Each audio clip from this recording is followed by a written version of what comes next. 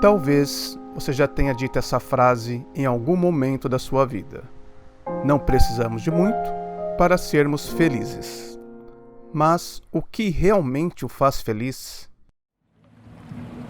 Há muita coisa para fazer, porque a grande maioria das pessoas não mudou ainda o seu mindset e continua a viver num piloto automático, a ter as casas cheias de coisas, a viver a adiar aquilo que gosta, a ter N problemas consigo próprio porque não se conhece, a ter N problemas com o vizinho do lado e com tudo porque não tem uma vida consciente.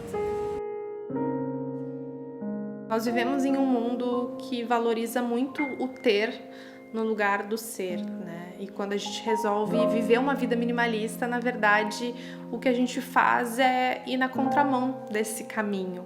Eu precisava saber o que realmente era importante para mim. Eu precisava me enxergar pelos meus olhos e não mais pelos olhos dos outros.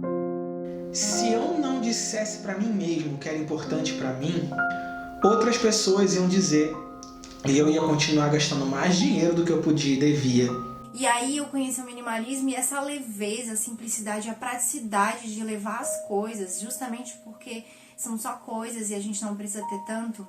Então foi muito bom ter trazido o minimalismo para minha vida nessa fase da gravidez, né, e ter me livrado de muitas dessas armadilhas do consumo. Porque eu vi tanta gente comprar tantas propriedades e aí acaba usando pouco, fica uma coisa ociosa, o cara tem uma super casa com piscina, com isso, com segurança, com tudo, mas ele não consegue usufruir, não tem tempo. As pessoas querem crescer, eu também queria crescer, eu segui por esse caminho, só que a gente vai crescendo, a gente vai se perdendo, porque você quer ter estabilidade financeira, só que você pode ter estabilidade financeira aqui ou aqui.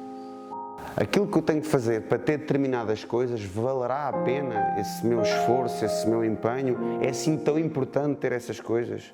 O minimalismo nos faz literalmente refletir sobre a nossa essência.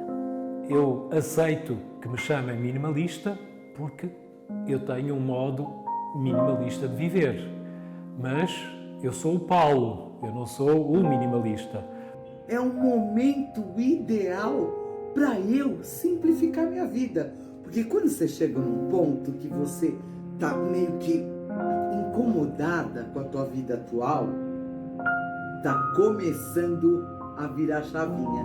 Eu preciso ter a experiência. E quando eu vivo uma vida mais simples, essa experiência se torna real. Na medida em que eu constato, ninguém me diz. Menos é mais, não é? É perfeitamente real. E o minimalismo veio para dizer, liberte-se.